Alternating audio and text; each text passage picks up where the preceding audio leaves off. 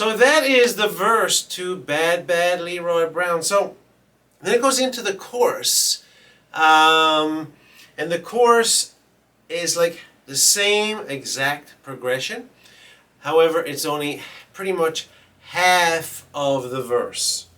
So it goes, well, it's bad.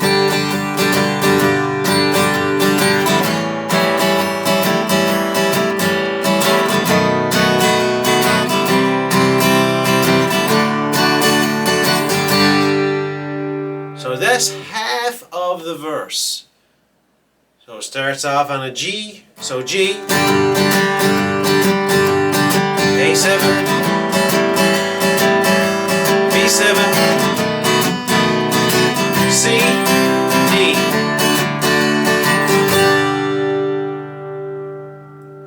And then the second verse comes in, chorus again. Third verse comes in, chorus again. Now on the fourth verse, it kind of, if you're playing in a band or if you're listening to the original recording, it's kind of like just bass playing there. But if you wanted to, you could just strum it again. And it's only half. The fourth verse is half the length of the other three verses, or it's the same length or progression as the chorus. So it goes. And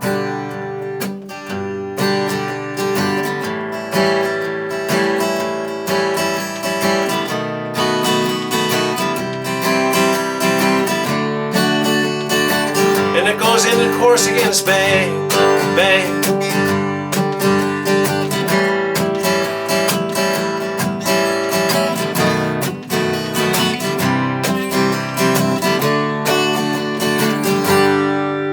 Goes on and on like that. So, and then you repeat it again.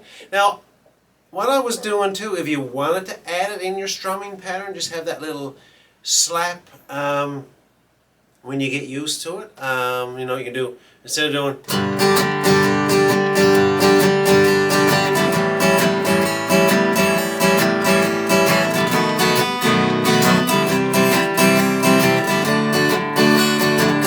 when you get used to it, you can do something like this.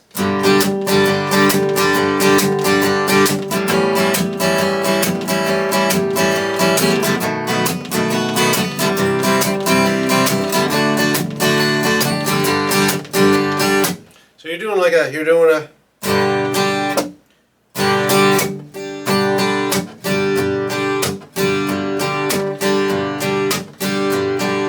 up, down, up, slap, down, up, slap, down, up, slap, down, up, slap, down, up, slap, down, up, slap, down, up, slap, when you get it up to speed. So like I say, if you feel comfortable with the strumming pattern and the song, then you could add that. That'll give you a little bit of percussion. If you're a solo guitarist or if you're playing on your own, it really will add a lot. Then there's the outro, meaner than a junkyard dog. So it goes.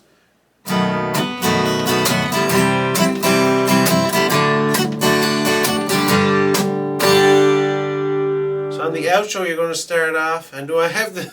I probably don't have the words right. So it starts on a B7.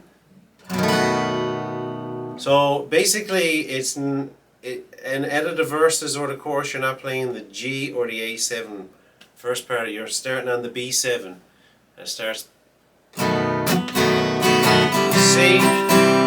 D, G. So we'll try that again. It starts on a B7, C, D. One strum on the G and it resolves it. And that is Bad Leroy Brown.